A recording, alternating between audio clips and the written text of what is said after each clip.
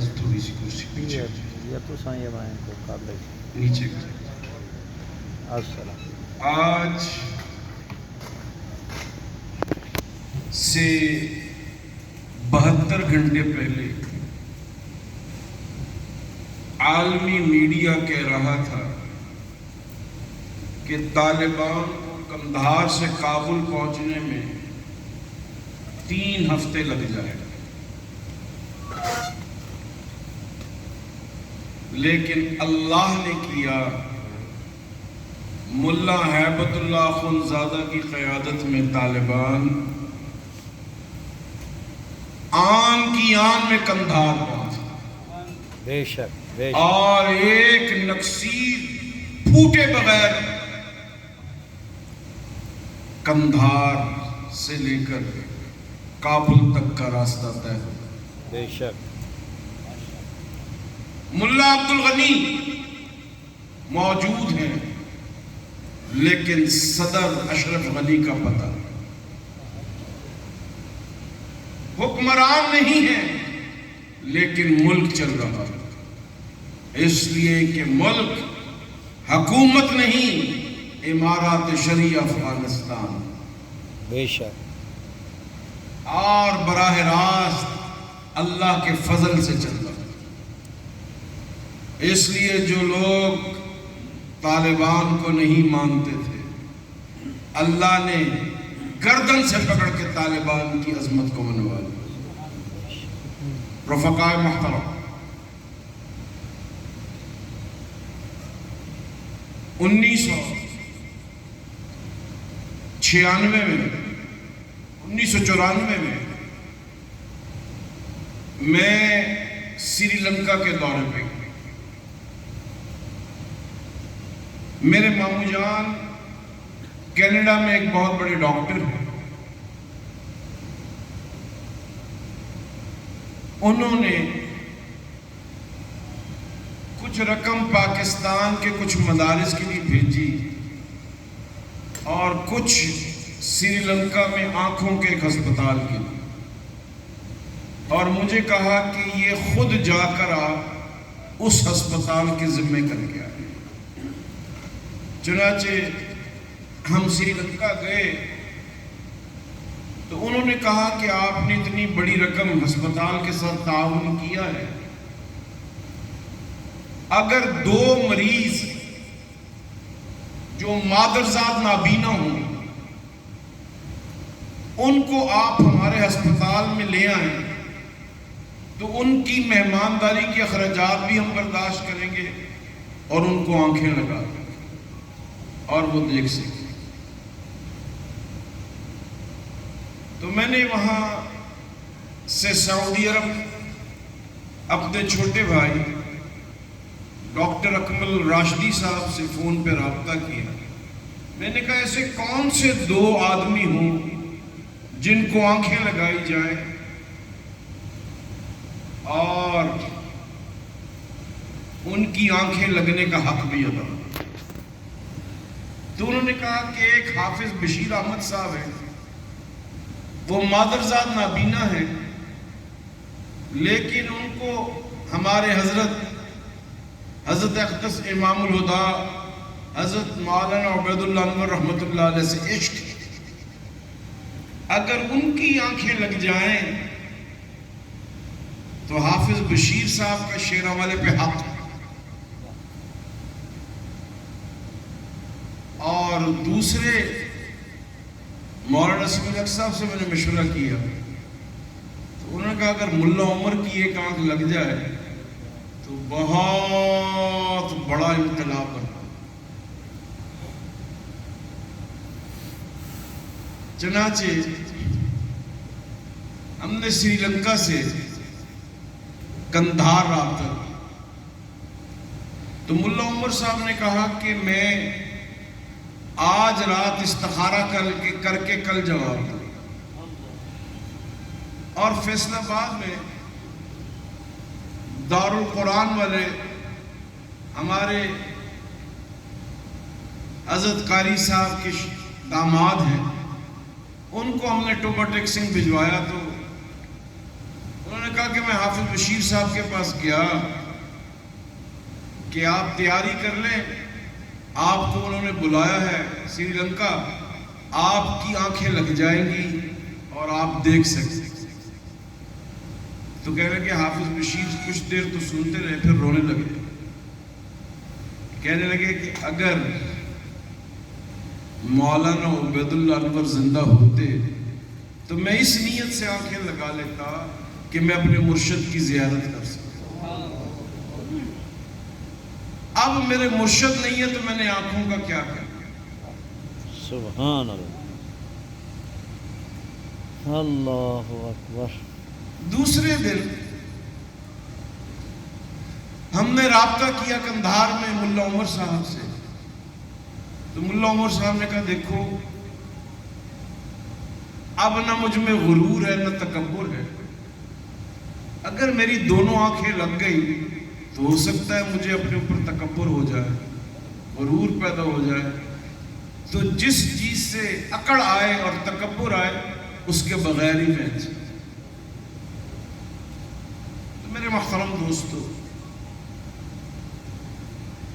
ہمارے حضرات کی تربیت لوگوں کو اللہ سے جوڑ دیتی، اور جو اللہ سے جڑے ہوتے ہیں ان کے افغانستان میں بدامنی نہیں ہوتی۔ آج پوری دنیا دیکھ رہی ہے افغانستان کی جانب، اور افغانستان دیکھ رہا ہے علماء پاکستان کی جانب۔ سبحان اللہ۔ ہمیں پاکستان کو عراق نہیں بننے دینا، ہمیں پاکستان کو لیبیا نہیں بننے دینا، ہمیں پاکستان کو شام نہیں بننے دینا۔ ہم نے قوم کی ہر لمحے، ہر موڑ پر اور ہر طرز پر رہنمائی کریں۔ آج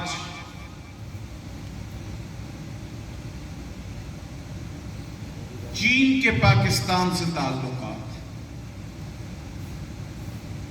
اور جگہ جگہ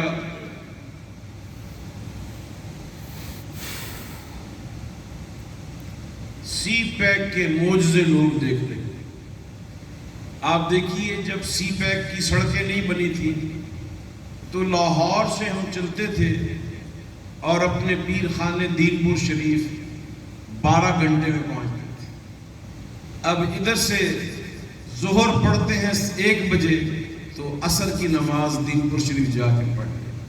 سبحان اللہ۔ یہ سڑکوں کا جو نیٹ ورک بنا ہے اس کی وجہ پاک چین دوستی، لیکن ہمیں ایسا چین نہیں چاہیے جو برطانیہ کی طرح ایسٹ انڈیا کمپنی بنائے اور پاکستان پہ قابض ہو جائے۔ ہمیں وہ چین چاہیے جو بیپار میں ہمارے ساتھ ہو، جو تجارت میں، ٹریڈنگ میں، اکنامکس میں ہمارے ساتھ ہو۔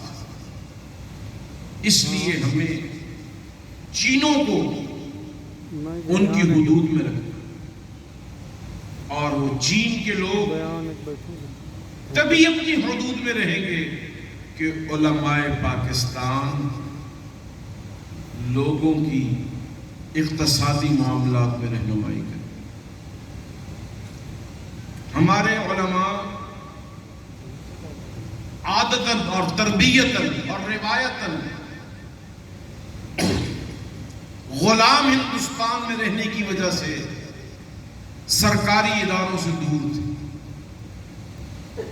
آج ہمیں ملک کے نظام کو ٹھیک کرنا اور سیاست میں لوگوں کی رہنمائی کرنا۔ کونسلر کی سطح پر بھی آدمی جب ووٹ دے تو وہ کسی وڈیرے سے نہ پوچھے بلکہ مولوی سے پوچھے۔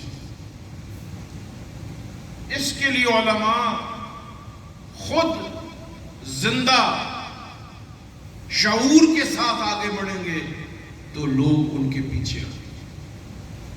میرے محترم دوست،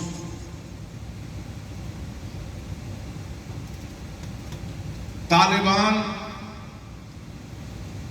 جس انداز سے آگے بڑھے، اگر ہمارے اس ملک میں موجود مجاہدین بھی قوم کو اپنی قیادت کا نمونہ دکھائیں تو لوگ علماء سے متاثر ہوں، لیکن اس کے لیے ہمیں اپنے کردار میں پاکیزگی لانا، ہمیں اپنے قول و فعل میں خود مختاری اور جفا کشی کو اپنانا۔ میرے محترم دوست، اللہ رب العزت نے ہر انسان کے پیدا کرنے سے پہلے اس کے رزق کا نظام کر دیا۔ وَمَا مِن دَابَةٍ عَلَى الْأَرْضِ،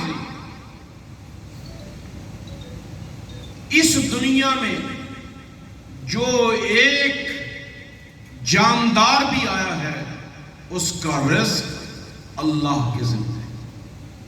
اس لیے جب رزق اللہ کے ذمہ ہے تو اس کی فراہمی کا انداز انسان کی نیت سے وابستہ ہے۔ اگر کوئی چاہے صدقہ کھائے، کوئی چاہے ہدیہ کھائے، کوئی چاہے اور کچھ کھائے، اس لیے کہ رزق متعین ہے، لیکن اسباب رزق انسان کی نیت اور جد و جہد سے وابستہ ہے۔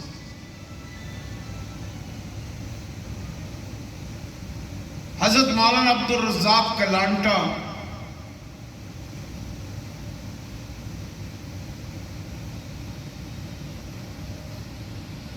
ایک بہت بڑے بزرگ جو 1946 میں حضرت لاہوری رحمۃ اللہ علیہ سے دورہ تفسیر پڑھنے آئے ملائیشیا سے۔ میں ان کے مدرسے میں گیا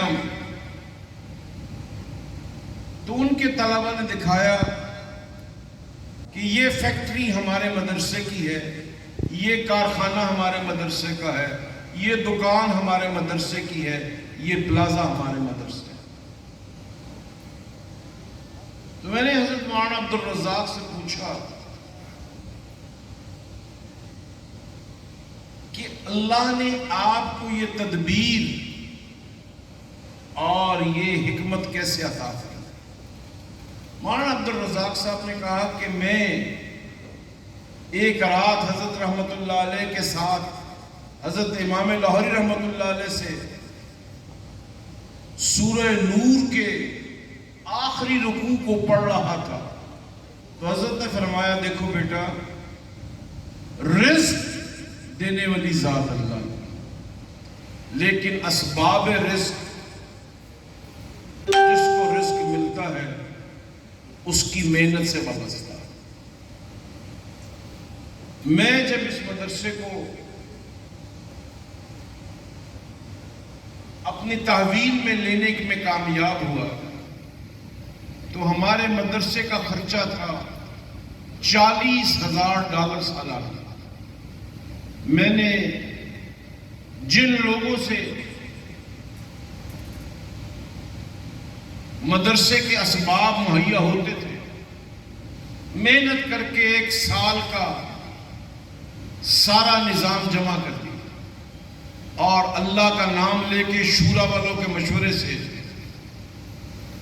ایک تجارتی کمپنی کھول دی اور طلبہ 2 بجے سے 6 بجے تک اس کی تجارتی ڈیوٹیوں پہ لگ گئے۔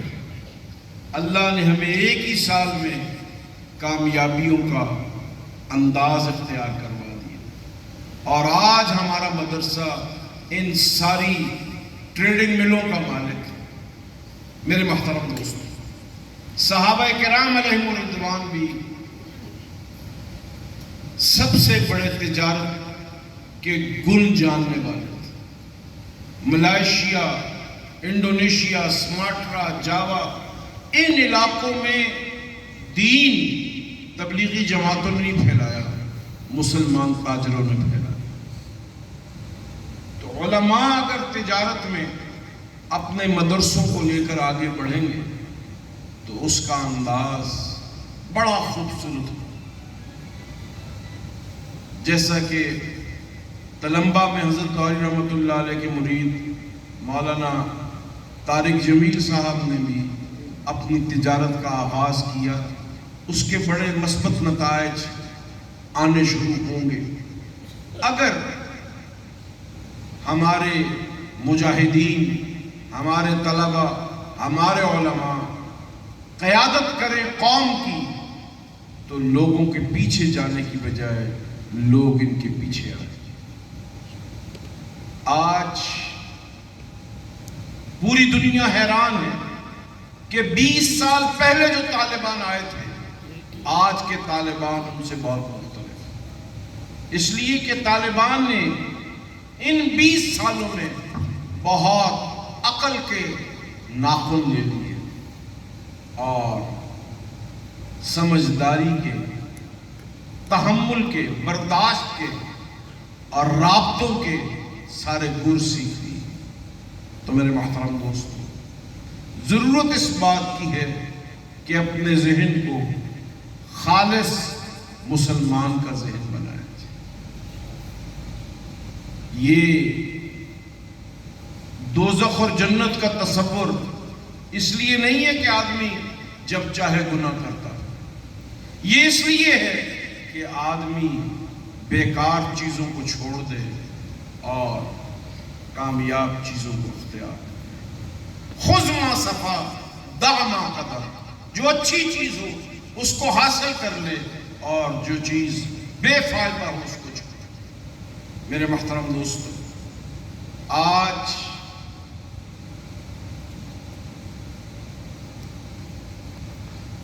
پوری دنیا میں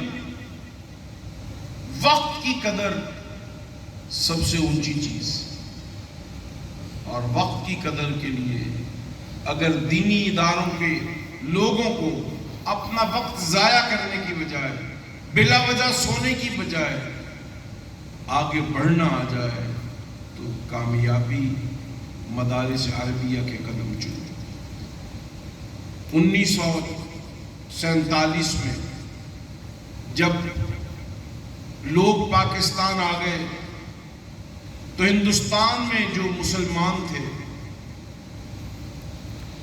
ان کے اوپر سرکاری نوکریوں کے دروازے بند ہوئے۔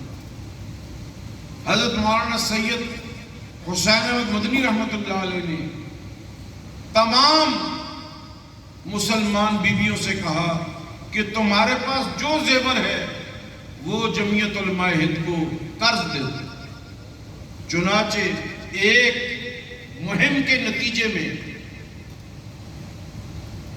جمعیت علماء ہند نے مسلم فنڈ کے نام سے 44 کروڑ روپے کے زیورات جمع کیے اور ان کو لوگوں کو تجارت کے قرضے دیے، اور آج بھی وہ فنڈ 84 ارب روپے سے زیادہ ہے اور مسلمان ہندوؤں کے مقابلے میں تجارتی طور پر مستحکم۔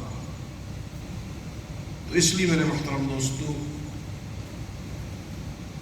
چھوٹی چھوٹی تجارت، چھوٹے چھوٹے نفع، یہ کامیابیوں کی ضمانت ہے۔ اور جب کوئی عورت گائے کا دودھ بیچنے میں اور روئی توڑنے میں، کپاس کے دانے اکٹھے کرنے میں کوئی باک محسوس نہیں کرے گی، علماء کام کرنے کو کسر شان نہیں سمجھیں گے، تو دنوں میں انقلاب آ جائے گا۔ اور انشاءاللہ پاکستان کو اس وقت چین کا ساتھ دینا ہے اپنی شرائط، اور اگر ہم ہڈرامی میں ایسے ہی رہے تو بہت جلد چینیں آ کے دینی طبقے کو بیکار قرار دے کر پیچھے پھینک دیں گے، اور ہمارے یہاں چینی لوگ تجارتوں پہ قابض ہو جائیں، اپنے وطن کے جتنے بھی سوتے ہیں، جتنے بھی معیشت کے مقامات ہیں، ان کو اگر دینی لوگ پر کر لیں گے تو بحمداللہ یہاں دینی مزاج آگے بڑھے، اس لیے کہ چین کے لوگ جنات کی طرح کام کرتے ہیں اور وہاں پہ بیکار رہنے کی کوئی عادت نہیں، اور ہماری فوج، ہماری بیوروکریسی مجبور ہے، اگر ہم نے اپنے آپ کو نہ بدلا تو ایک وقت آئے گا کہ ہماری سرحدیں، ہم مجبور ہو جائیں گے سرحدیں چینیوں کے لیے کھولنے کے۔ چینیوں کی آبادی 1.5 ارب ہے اور ہماری آبادی 20 کروڑ، 20 کروڑ 1.5 ارب کا سامنا نہیں کر سکتے۔ ہمارے ملک میں سامان زیادہ ہے، خوشحالی زیادہ ہے، مواقع زیادہ ہے، اور چینی لوگ اپنے ہونٹوں پہ زبان پھیرتے ہیں یہاں کی چیزوں کو دیکھ۔ جو چینی کراچی میں آ کے آباد ہوئے ہیں وہ واپس جانے کا نام نہیں لیتے۔ اس لیے ہمیں اپنے ملک کو خود بچانے کے لیے ان آنے والے یاجوج ماجوج کو پیچھے پھینکنے کے لیے اپنے نظام کو اور اپنی عادات کو تبدیل کرنا، اور خدا نخواستہ یہ عادات تبدیل نہ ہوئی تو افغانستان میں چین نے طالبان کی ہاں میں ہاں ملائی۔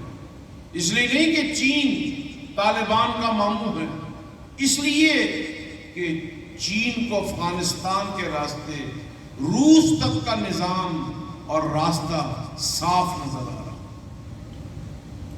اس لیے جہاں پہ بھی معاملات سرکاری طور پر، سیاسی طور پر آگے بڑھ رہے ہیں، ان میں علماء کو اپنا کردار ادا کرنے کی ضرورت ہے۔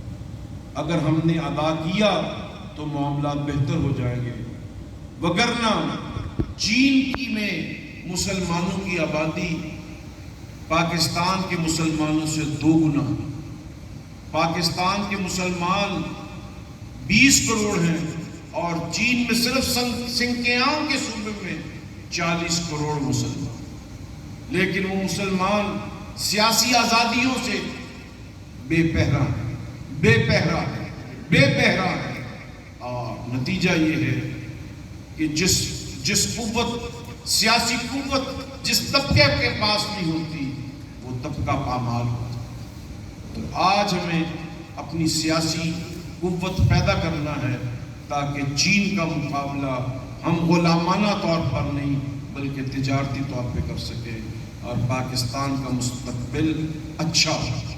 اس لیے کہ جو چین طالبان کے ساتھ تعاون کر سکتا ہے، اگر ان کی بات نہ مانی جائے تو وہ مخاصمت پہ بھی آ سکتا ہے۔ اللہ پاک یاجوج ماجوج سے ٹکرانے کی بجائے ان کو اپنے نیچے لانے کی ہمیں تدبیر نصیب فرمائے۔ وآخر دعوانا الحمدللہ۔ ماشاء اللہ، جزاک اللہ۔